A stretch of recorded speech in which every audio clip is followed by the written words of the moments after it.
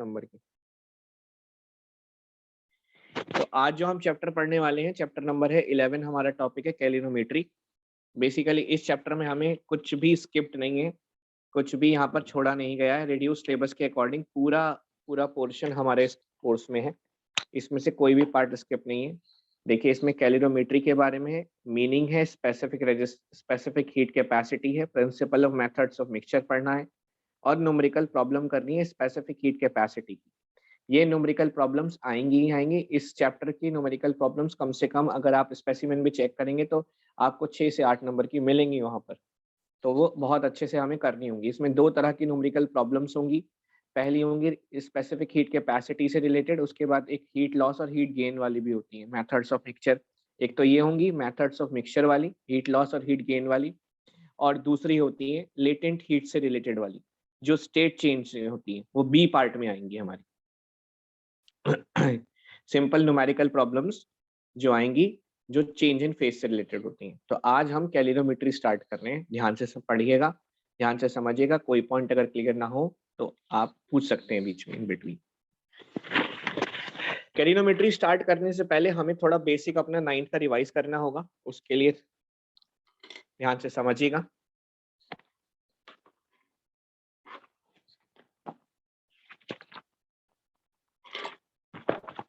सबसे पहले बात करते हैं कैलिनोमेट्री में हीट की।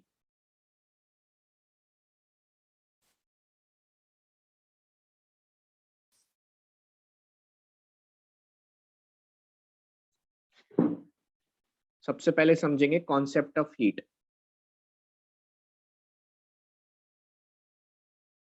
कॉन्सेप्ट ऑफ हीट कि बेसिकली हीट क्या है। जब हम हीट की बात करते हैं तो हीट किसी भी, अगर बात करें, एक फॉर्म ऑफ एनर्जी तो है ही हीट। वो तो अलग बात है कि हम कहते हैं heat is a form of energy. ये तो बहुत बेसिक बात है, इससे कोई मतलब इतनी कोई खास बात पता नहीं चलती। सिंपल है ये तो, ये कि हीट जो है, heat is a form of energy, इससे अलावा कुछ नहीं है। लेकिन बेसिक ध्यान से समझिए कि हीट है क्या। जब हम हीट की बात करते हैं तो हीट को हम किसी भी सिस्टम के लिए या किसी भी बॉडी के लिए 2 पार्ट्स में अलग अलग करते हैं, ठीक है। अब वो क्या होती है, ध्यान से समझिएगा। सबसे पहली होती है इंटरनल काइनेटिक एनर्जी और दूसरी होती है इंटरनल पोटेंशियल एनर्जी। किसी भी सिस्टम की जो हीट है या किसी भी सिस्टम की जो इंटरनल हीट है, इंटरनल हीट, वो 2 फैक्टर्स पर डिपेंड करती है, इंटरनल काइनेटिक एनर्जी और इंटरनल पोटेंशियल एनर्जी। ध्यान से समझिए। यानी अगर हम ये कहें कि भाई कोई बॉडी है हमारे पास, उसके अंदर कितनी इंटरनल हीट है, तो आप कहेंगे जितनी भाई उसके अंदर इंटरनल काइनेटिक एनर्जी है उसका सम प्लस इंटरनल पोटेंशियल एनर्जी जो है उसका सम, आपको जोड़ दीजिए और टोटल इंटरनल एनर्जी आपकी आ जाए। सबसे पहला और इम्पॉर्टेंट पॉइंट है। अब सवाल उठता है कि ये जो इंटरनल पोटेंशियल एनर्जी है, वो किसी भी सिस्टम, ये जो वर्ड मैं यूज कर रहा हूँ सिस्टम, बार बार वो बॉडी के लिए इस्तेमाल कर रहा हूँ।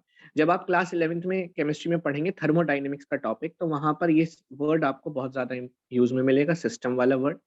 जहाँ सिस्टम किसी भी बॉडी को या किसी भी ऑब्जेक्ट को कहा जाता है जो अंडर स्टडी होता है, जिसके बारे में हम पढ़ रहे होते हैं, उसे हम सिस्टम या बॉडी कहते हैं। जो अंडर कंसिडरेशन होता है, जिसके बारे में हम पढ़ रहे होते हैं, जिसकी हीट के बारे में हम हीट ट्रांसफर के या इंटरनल हीट के बारे में हम पढ़ रहे होते हैं। तो जैसे हम कोई भी बॉडी ले लेते हैं, उस बॉडी के जो हीट है, इंटरनल हीट है, वो 2 पार्ट से मिलकर बनेगी, इंटरनल काइनेटिक एनर्जी और इंटरनल पोटेंशियल एनर्जी। अब सवाल उठता है कि जो इंटरनल पोटेंशियल एनर्जी है वो कहाँ से बनती है और वो कहाँ से आती है। देखिए, इंटरनल पोटेंशियल एनर्जी किसी भी बॉडी के पास आती है intra molecular force of attraction से। Intra molecular force of attraction से। बहुत बेसिक लेके चल रहा हूं, बिल्कुल इन डेप्थ से। इन जो इंटरनल पोटेंशियल एनर्जी होती है किसी भी सिस्टम की या किसी भी बॉडी की या किसी भी सब्जेक्ट की, वो आती है इंट्रामोलिकुलर फोर्स ऑफ अट्रैक्शन से, और जो इंटरनल काइनेटिक एनर्जी आती है किसी भी बॉडी के पास या किसी भी सब्जेक्ट के पास या किसी भी सिस्टम के पास, वो आती है रैंडम मोशन से, रैंडम मॉलिक्यूलर मोशन, जिसे आप जिगजैग मोशन भी कहते हैं और जिसको दूसरी वर्ड्स में हम ब्राउनियन मोशन भी कहते हैं। यानी जो मॉलिक्यूलर मोशन है उससे तो मिलेगी हमें सिस्टम की काइनेटिक एनर्जी, और जो इंट्रामोलिकुलर फोर्स ऑफ अट्रैक्शन है उससे हमें मिलेगी पोटेंशियल एनर्जी। अब ये तो हमें सभी को पता है कि जब हम सॉलिड्स की, तो सॉलिड्स में जो मॉलिक्यूल्स हैं हमारे वो क्लोजली पैक्ड है। और क्लोजली पैक्ड होने का मतलब है उनके बीच में जो intra molecular force of attraction है वो मैक्सिमम है। इनके बीच में इतनी ज्यादा मॉलिक्यूलर फोर्स ऑफ अट्रैक्शन होती है, मैक्सिमम होती है, इसलिए ये ज्यादा, इनका मूवमेंट रेस्ट्रिक्ट रहता है और इसलिए इन्हें डेफिनेट एनर्जी है, या कहें जो मूवमेंट है मॉलिक्यूलर मोशन का वो रेस्ट्रिक्टेड रहता है। मॉलिक्यूलर मोशन रेस्ट्रिक्ट, यानी हम ये कह सकते हैं कि सॉलिड्स के पास जो टोटल इंटरनल एनर्जी आती है, इंटरनल हीट एनर्जी जो आती है, वो बेसिकली मैक्सिमम पोटेंशियल एनर्जी से आती है उनके पास, क्योंकि उनकी जो काइनेटिक एनर्जी होती है वो निग्लेजिबल होती है, मिनिमम होती है, मिनिमम काइनेटिक एनर्जी होती है। तो बेसिकली ध्यान रखिएगा, मैं फिर रिपीट कर रहा हूँ कि जो किसी भी बॉडी के पास या किसी भी सिस्टम के पास जो इंटरनल एनर्जी आती है वो intra molecular force of attraction से आती है, ये मॉलिक्यूलर फोर्स ऑफ अट्रैक्शन भी बोलते हैं जिसको, और जो काइनेटिक एनर्जी आती है वो रैंडम मोशन या मॉलिक्यूलर मोशन से आती है। जब हम सॉलिड्स की बात करते हैं, सॉलिड्स में जो मॉलिक्यूल्स हैं वो क्लोजली पैक्ड होते हैं, इसलिए जो मॉलिक्यूलर फोर्स ऑफ अट्रैक्शन है वो मैक्सिमम रहती है और मॉलिक्यूलर मोशन रेस्ट्रिक्ट रहता है, इसलिए सॉलिड्स को डेफिनेट शेप मिलती है। तो हम ये कह सकते हैं कि सॉलिड्स में पोटेंशियल एनर्जी जो होती है वो मैक्सिमम होती है और काइनेटिक एनर्जी जो है वो मिनिमम है। तो टोटल इन हीट एनर्जी बनेगी, इंटरनल हीट एनर्जी बनेगी, ध्यान रखिएगा वो बनेगी काइनेटिक प्लस पोटेंशियल से ही। पोटेंशियल को यू से भी डिनोट कर सकते हैं। अब बात करते हैं लिक्विड्स की। लिक्विड्स में क्या है कि जो मॉलिक्यूल्स हैं वो इतने क्लोजली पैक्ड नहीं है, थोड़े थोड़े उनके बीच में जो है गैप है, ठीक है। इसका मतलब गैप होने की वजह से, डिस्टेंस होने की वजह से जो मॉलिक्यूलर फोर्स ऑफ अट्रैक्शन है वो सॉलिड्स के कंपैरिजन में लेस है, less as compare to solids. इसलिए उनमें उनके पास पोटेंशियल एनर्जी तो होगी मॉलिक्यूलर फोर्स ऑफ अट्रैक्शन से, पोटेंशियल एनर्जी तो आएगी, इंटरनल पोटेंशियल एनर्जी तो होगी, पर इतनी नहीं होगी जितनी सॉलिड्स के पास होती है।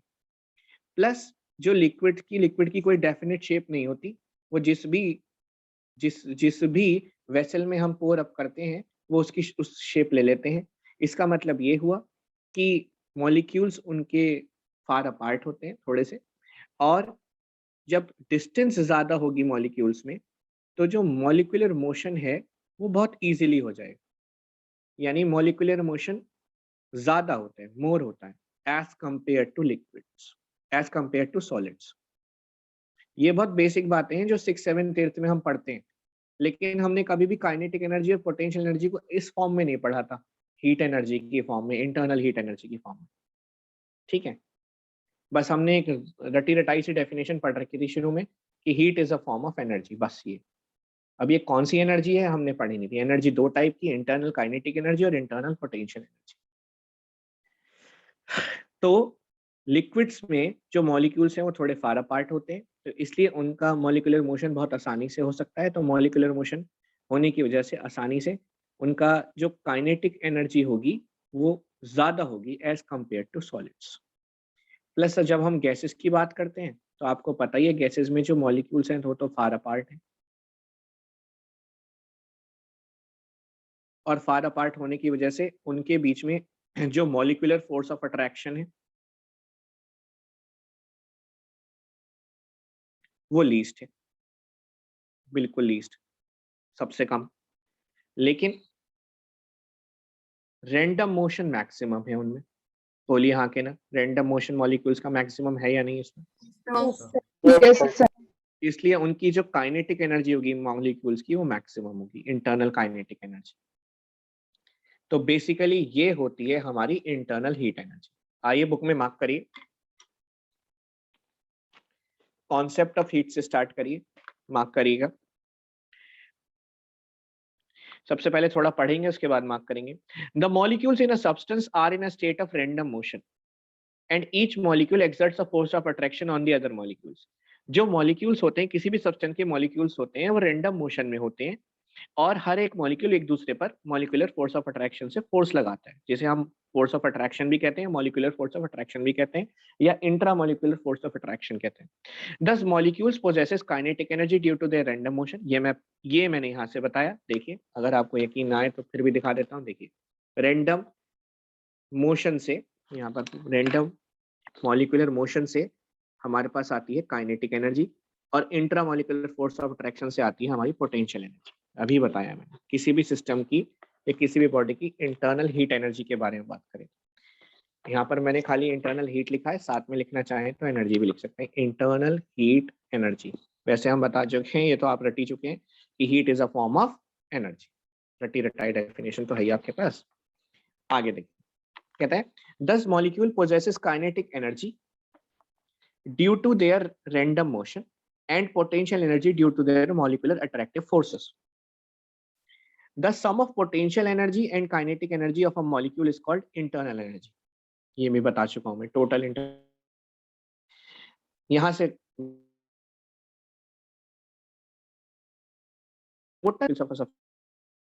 थर्मल या हीट एनर्जी, या हीट एनर्जी कह दीजिए, बात ये की। उसके बाद the energy which flows from a hot body to a cold body is called heat energy, और simply the heat। रटने के लिए डेफिनेशन है, आएगी नहीं, पूछी नहीं जाएगी। Heat is that form of energy which flows from hot body to cold body when they are kept in contact। ये क्लास 7th या 8th की डेफिनेशन है, रटी रटाई सी, कि when two bodies, one hot and one cold bodies are kept in contact, heat flows from hot body to cold body till both the bodies come in thermal equilibrium। अब इसके thermal equilibrium क्या है? Heat thermal equilibrium का मतलब है heat equilibrium। For example, कि अगर हमारे पास दो बॉडीज है, मान लीजिए एक सबसे पहले वाली बॉडी जो हमारी 80 डिग्री सेंटीग्रेड पर है, और दूसरी बॉडी जो है कैप्टन कांटेक्ट रखी है वो 40 डिग्री सेंटीग्रेड पर है, और हम ये मान के चल रहे हैं कि सराउंडिंग में कोई एनर्जी डेसिपेट नहीं हो रही, no loss of heat energy in surrounding. Surrounding में कोई हीट एनर्जी का लॉस नहीं है, बस जो हीट का ट्रांसफर है वो इन दोनों बॉडीज में से ही, बॉडी ए और बी। तो जाहिर सी बात है, बॉडी ए जो है वो हॉट है क्योंकि वो हायर टेम्परेचर पर है, और बॉडी बी जो है वो कूल है या कोल्ड है कंपैरेटिवली ए के। तो जो हीट फ्लो होगी, हीट का जो फ्लो होगा वो होगा hot body to cold body, यानी 80 डिग्री से 40 डिग्री तक। और ये तब तक चलता रहेगा जब तक दोनों बॉडी इक्विलिब्रियम में नहीं आ जाते। इक्विलिब्रियम देखिए, अगर मान लीजिए कोई हीट सराउंडिंग में लॉस नहीं हो रही है, तो 80 प्लस 40 कितना हो गया? 120, 120 का हाफ हो गया 60, 60, यानी 60 डिग्री पर ये आएगी, 60 डिग्री पर ये आ जाएगी। इसे हम कहते हैं थर्मल इक्विलिब्रियम। थर्मल इक्विलिब्रियम या हीट इक्विलिब्रियम। ये हीट का ट्रांसफर तब तक चलता रहता है जब तक दोनों बॉडीज इक्विलिब्रियम में ना आ जाए, थर्मल इक्विलिब्रियम, हीट इक्विलिब्रियम। एक बात इसमें ये ध्यान रखिएगा कि मैंने यहाँ पर एग्जांपल ये लिया है कि सराउंडिंग में कोई हीट लॉस नहीं हुई है, बस जो हीट का ट्रांसफर हुआ है वो इन दोनों बॉडीज के बीच में ही हुआ है। अदरवाइज अगर सराउंडिंग में हीट का लॉस होगा तो ये दोनों सेम टेम्परेचर अटेन नहीं कर पाएंगे, हो सकता 60 डिग्री से कम रह जाए। हाँ ध्रुव बोलिए, क्या पूछ रहे हैं? सर यही पूछना था जो आपने भी बताया। ठीक है, अब बात करते हैं सर यूनिट ऑफ हीट की। हाँ जी बोलिए। सर अगर ये मतलब एटमॉस्फेयर में जाता भी है हीट तो भी इनका मतलब सेम तो हो ही जाएगा भले ही 60 से कम हो। हाँ, भले ही 60 से कम हो, इक्विलिब्रियम तो अटेन कर जाएंगी पर 60 डिग्री से कम रहेगा। ओके। ठीक है, अब बात करते हैं यूनिट ऑफ हीट की। आपको पता है हीट एनर्जी की फॉर्म है, और कोई सी भी हीट हो, चाहे और कोई सी भी एनर्जी हो, चाहे पोटेंशियल एनर्जी हो, काइनेटिक एनर्जी हो, या कोई भी हीट एनर्जी हो, उन सब की ऐसा यूनिट जो होती है वो जूल ही होती है। ऐसा unit of heat joule, capital G, याद रखिए। ठीक है, जो अदर यूनिट्स आती हैं, जो अदर यूनिट्स होती हैं, उनमें एक होती है कैलोरी, एक किलो कैलोरी, ये भी यूनिट्स होती हैं। ये कैलोरी की शॉर्ट फॉर्म जो लिखते हैं हम CAL लिखते हैं, और किलो कैलोरी की KCL। ये वाली जो आपकी यूनिट्स हैं, दूसरी यूनिट्स हैं, जैसे कैलोरी और किलो कैलोरी, ये आपने बिस्किट्स के पैकेट्स पे या लेस के पैकेट्स पे या चिप्स के पैकेट्स पे लिखी हुई देखी होंगी। पीछे इंफॉर्मेशन दी होती है कि पर्टिकुलर जो हम फास्ट फूड खा रहे हैं या प्रोसेस्ड फूड खा रहे हैं या पैक्ड फूड खा रहे हैं, उसमें फैट्स कितने हैं, प्रोटीन्स कितने हैं, शुगर कितनी है, उस हिसाब से उसके जो है एनर्जी वेरिएंट भी दिए होते हैं, एनर्जी कंटेंट दिए होते हैं कि इसके अंदर कितनी एनर्जी हो सकती है। देखा है आपने? Yes, sir. अब बात करते हैं कि भाई कैलोरी होता क्या है, कि बेसिकली हम अगर कैलोरी समझना चाहें तो कैलोरी की रटी रटाई डेफिनेशन क्या होगी। तो देखिए कैलोरी की रटी रटाई डेफिनेशन क्या है। The heat energy required to raise the temperature of 1 gram of water through 1 degree centigrade, technically from 14.5 degree centigrade to 15.5 degree centigrade।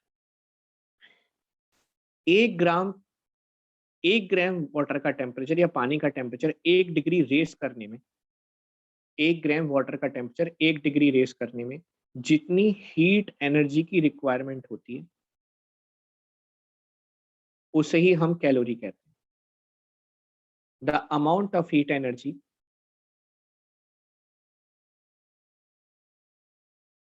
required to raise the temperature of 1 gram of water through 1 degree centigrade। तो 1 ग्राम या 1 ग्राम पानी का temperature 1 degree centigrade race करने में जितनी heat energy की requirement होती है, उसे 1 कैलोरी कहते हैं। ध्यान रखिए, 1 कैलोरी, ठीक, is known as 1 calorie. 10th में नहीं आएगी आपकी डेफिनेशन, बस एक है, समझना है तो इसलिए बता दिया मैंने। अब बात करते हैं किलो कैलोरी की। किलो कैलोरी क्या होती है उसको भी समझ लीजिए। हाँ कृष्णा बोलिए। सर ये डेफिनेशन में 14.5 से 15.5 का कुछ समझ में नहीं आया। जी ये भी बताऊंगा, ये थोड़ा लंबा बड़ा टॉपिक है, इसको इसके लिए मैं आपको बस व्हाट्सएप पे जो है एक थोड़ा सा पैराग्राफ शेयर कर दूंगा, वरना ठीक अगर है इसे भी बताने लगा तो मेरे 10 से 15 मिनट एक्स्ट्रा निकल आ जाएंगे इसमें, और टॉपिक से बाहर की बात हो जाएगी थोड़ा सा। ठीक है, इसलिए मैं अलग से आपको भेज दूंगा। सर मुझे भी। ठीक है सर। ठीक, नहीं सभी के लिए भेज दूंगा, वैसे आपकी बुक में भी है लेकिन फिर भी मैं भेज दूंगा दोबारा से अलग से, कोई दिक्कत नहीं। अच्छा ये ध्यान रखिएगा कि 1 कैलोरी में 4.186 जूल होते हैं, और अप्रॉक्सीमेटली जब लिखते हैं तो हम लिख देते हैं 4.2 जूल। ठीक है, अब बात करते हैं किलो कैलोरी की। Kilo calorie, KCL। 1 kg water का टेम्परेचर 1 सेंटीग्रेड रेस करने में, 1 kg वाटर का टेम्परेचर 1 डिग्री रेस करने में जितनी हीट एनर्जी की रिक्वायरमेंट होती है, उसे ही हम 1 किलो कैलोरी कहते हैं। The amount of heat energy required to raise the temperature of 1 kg of water through 1 degree centigrade is known as 1 kilo calorie. ठीक है, याद रखिए। यहाँ हमारा बेसिक कॉन्सेप्ट खत्म होता है हीट का। बहुत जो बेसिक जो आपकी बुक में दिया हुआ था, ये मैंने क्लासेस में 8th भी अकाउंटेबिलिटी लेके आया हूँ मैं, 7th भी आ गई है क्लास, इसमें 8th का भी ले लिया मैंने थोड़ा सा पोर्शन, थोड़ा 9th का भी ले लिया और 10th का तो चल ही रहा है। कैलोरी की डेफिनेशन ये दे रखी है, 1 calorie is the heat energy required to raise a temperature of 1 gram of water through 1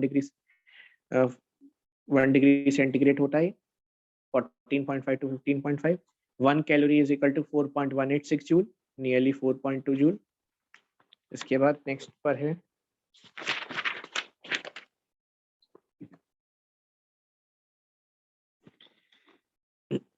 kilo calorie. 1 kilo calorie में 1000 कैलोरी होती है टिक करिए, या 4200 जूल, ये ज्यादा इंपॉर्टेंट है 4200. 1 kilocalorie is the heat energy required to raise the temperature of 1 kg of water from 14.5 degree centigrade to 15.5, यानी इसका मतलब हो गया 1 degree centigrade, 1 degree centigrade raise करना। अब आते हैं कॉन्सेप्ट ऑफ टेम्परेचर पर। सबसे पहले बेसिक जो डेफिनेशंस होती हैं रटने वाली वो पढ़ेंगे, फिर इसके बाद उसके फैक्टर्स पढ़ेंगे, जो स्केल चलते हैं वो पढ़ेंगे। कॉन्सेप्ट ऑफ टेम्परेचर, डेफिनेशन कहती है टेम्परेचर की, the degree of hotness and coldness of a body, है ना, द डिग्री ऑफ हॉटनेस और coldness of a body is known as temperature. ये तो बहुत बेसिक सी डेफिनेशन है जो हमने पढ़ी है अपनी जूनियर क्लासेस में। पॉइंट ये है कि टेम्परेचर हमें ये बताता है कि हीट का फ्लो किधर होगा। जैसा अभी हमने एक एग्जाम्पल पढ़ा था, हमने अभी पढ़ा था कि हीट का जो फ्लो होता है, हीट जो फ्लो करती है वो hot body to cold body करती है। अब ये कैसे डिटरमाइन करा जाए कि कोई बॉडी हॉट बॉडी और कोई दूसरी वाली कंपैरेटिवली कोल्ड है, वो डिपेंड करता है उसके टेम्परेचर। जैसा हमने अभी पीछे एग्जाम्पल लिया था, तो एक कहा एक बॉडी 80 डिग्री सेंटीग्रेड पे और दूसरी बॉडी अगर 40 डिग्री सेंटीग्रेड पर है, तो हम इस कंक्लूजन पे कैसे पहुंचे कि जो बॉडी ए है वो हॉट बॉडी है और जो बॉडी बी है वो कोल्ड बॉडी है।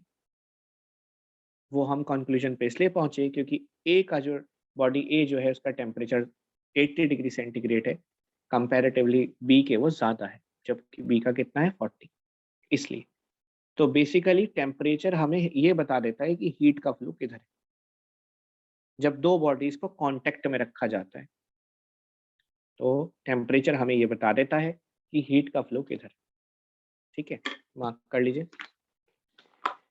Temperature determines the direction of flow of heat, third line से। वैसे तो ये रही डेफिनेशन जो मैंने लिखी, द डिग्री ऑफ हॉटनेस और coldness of a body, it determines the direction of flow of heat when two bodies at different temperature are placed in contact. If there is no transfer of heat between two bodies placed in contact, they are said to be at same temperature. इसे same temperature वाले point को ही thermal equilibrium कहते हैं। ठीक है,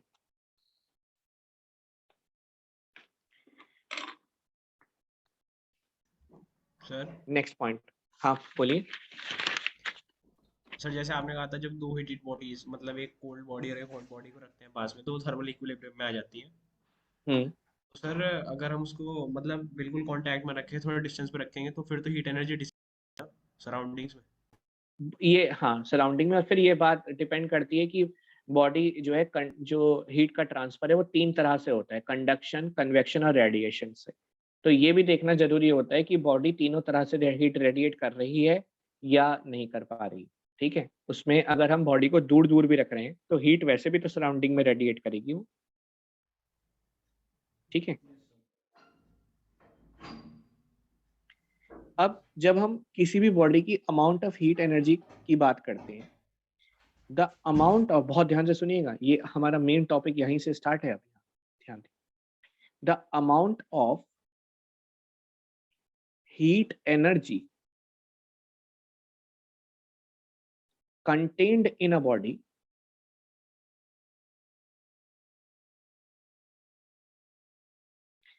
depends on It's number 1 mass, number 2 temperature, and number 3 material of the body.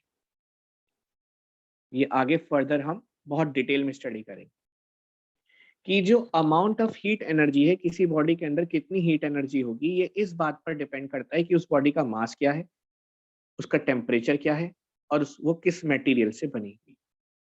बहुत important है, क्योंकि अलग अलग मटेरियल्स का अलग अलग हीट इफेक्ट, जो हीट एब्जॉर्प्शन है वो अलग अलग होता है। कुछ बॉडीज अच्छी एब्जॉर्ब कर लेती हैं हीट को, कुछ बॉडी ठीक से एब्जॉर्ब नहीं कर पाती। ठीक है, तो ये मटेरियल टू मटेरियल डिफर करता है, फिर मास पे भी डिपेंड करेगा और टेम्परेचर पे भी डिपेंड करेगा। आगे का जो हमारा फर्दर चैप्टर चलेगा वो इन्हीं 3 पॉइंट्स के बेसिक पे चलेगा और इन्हीं से हम फॉर्मली डिराइव करने वाले हैं। उससे पहले कुछ यूनिट्स ऑफ टेम्परेचर की बात कर लेते हैं।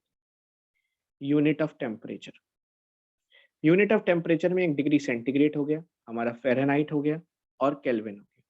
वैसे जो एसआई यूनिट है, सभी को पता होगा आपको, SI unit of temperature kelvin होती है, पता है? Yes sir. Yes, sir. Yes. Capital के से डिनोट करते हैं। बाकी जो अदर यूनिट्स होती हैं वो डिग्री सेंटीग्रेड, डिग्री फ़ारेनहाइट और केल्विन भी होती है। जहाँ हमने जो क्लिनिकल थर्मामीटर होता है हमारा, वो फ़ारेनहाइट वाला होता है, क्लिनिकल थर्मामीटर जो हम घरों में यूज़ करते हैं कि भाई जो हमारी बॉडी का टेम्परेचर शो कर रहा है कि 98.6 degree Fahrenheit normal body temperature जिसको हम कहते हैं, या 37 डिग्री सेंटीग्रेड। तो ये क्लिनिकल थर्मामीटर होता है जो हमारा फ़ारेनहाइट वाला घरों में यूज़ होते हैं, हम घर में यूज़ करते हैं, डॉक्टर्स यूज़ करते हैं। सबसे पहले जब हम बात करते हैं सेंटीग्रेड स्केल की, तो इसमें इन टोटल 0 डिग्री से लेके सेंटीग्रेड से लेके 100 डिग्री सेंटीग्रेड तक चलता है, और इन टोटलिटी इसमें 100 डिविजन्स होते हैं।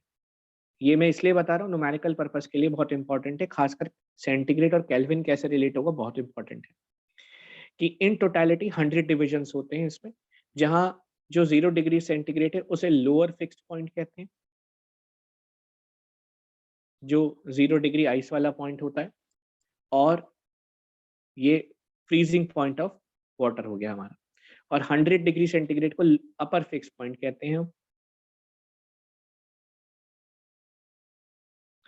और ये बॉइलिंग पॉइंट ऑफ वाटर पे डिपेंड कर रहा है। जबकि जब हम फ़ारेनहाइट स्केल की बात करते हैं तो वो 32 डिग्री से शुरू होके होता है, और इसमें टोटल 180 डिविजन्स होते हैं। कितने डिविजन्स होते हैं? 180 डिविजन्स, ध्यान रखिएगा।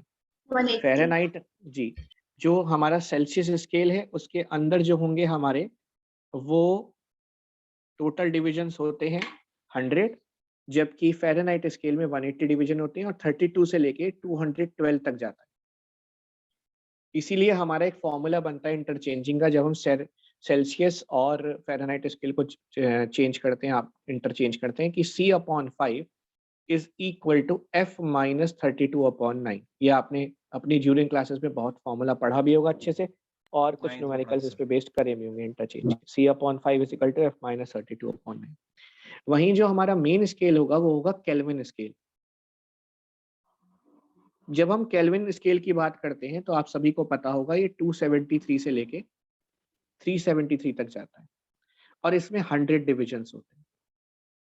अब यही इंपॉर्टेंट बात है जो 100 डिवीजन वाली है, जो सेंटीग्रेड स्केल और फ़ारेनहाइट स्केल को आपस में रिलेट करती है। रिलेशन ये कहती है कि जो राइज सेंटीग्रेड स्केल पे शो होगा वही उतने ही डिवीजन का राइज जो है वो फ़ारेनहाइट केल्विन स्केल पर होगा। फॉर एग्जांपल, अगर मैं बात